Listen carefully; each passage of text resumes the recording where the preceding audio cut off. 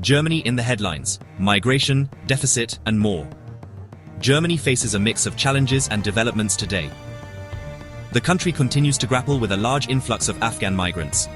This comes as Germany records a budget deficit for the first time in 15 years, despite record revenue. Meanwhile, political tensions simmer in Brandenburg, and a nationwide postal strike causes disruptions. Let's delve deeper into each of these stories. Afghan migration continues amidst challenges. The arrival of 155 Afghan refugees in Berlin on Tuesday highlights the ongoing wave of migration from Afghanistan. Germany has accepted over 35,000 Afghan migrants since the Taliban took control. However, this influx has led to a backlog in visa processing. Afghans now face a wait of over a year for a German visa. Many are choosing to travel to Tajikistan, hoping for faster processing. This has overwhelmed the German embassy in Tajikistan, which lacks the resources to handle the surge in applications. The situation is further complicated by concerns about security and the integration of Afghan refugees into German society. Record revenue, yet Germany faces budget deficit. Germany finds itself in an unusual situation. Despite achieving record state revenue of over 2 trillion euros in 2024, the country faces a budget deficit of 119 billion euros. This marks the first deficit in 15 years. The deficit is attributed to a significant increase in public spending, which reached 2.132 trillion euros. This increase is driven by rising interest payments on national debt and the expansion of social benefits, including the citizens' allowance. Political maneuvering is underway in Brandenburg. The AfD is seeking to implement a strict migration plan proposed by Friedrich Merz, a prominent CDU figure. This plan includes stricter border controls and increased asylum rejections. The AfD's move is seen as a challenge to the CDU, testing the reactions of their supporters. The proposal has garnered support from within the AfD, with parliamentary leader Hans-Christoph Berndt backing the initiative. The situation highlights the ongoing debate surrounding migration and its impact on German politics.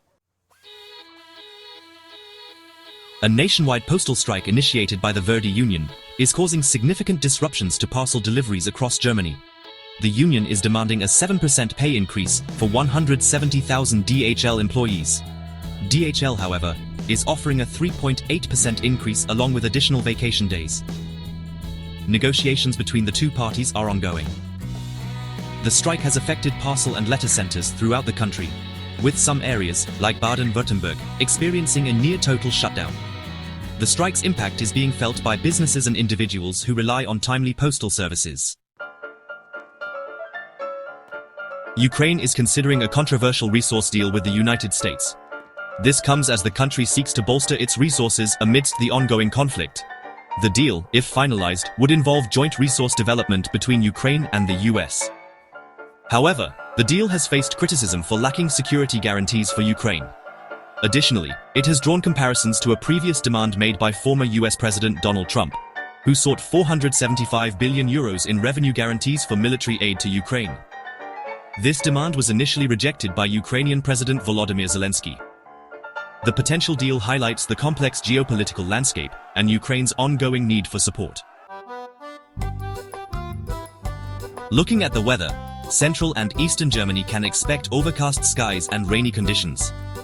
Snow is anticipated above 800 meters in the Alps. In contrast, western Germany will experience clearer skies with occasional sunshine.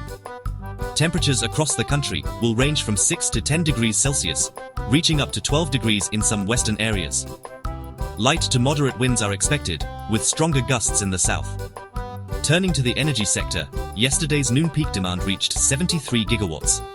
This demand was met by a mix of conventional sources, 37 gigawatts, wind power, approximately 6 gigawatts, and solar power, 22 gigawatts. As of 7 p.m., demand dropped to 67 gigawatts, but solar output fell to zero. With wind power contributing less than 3 gigawatts, Germany imported approximately 11 gigawatts of electricity at a price of 188 euros per megawatt hour.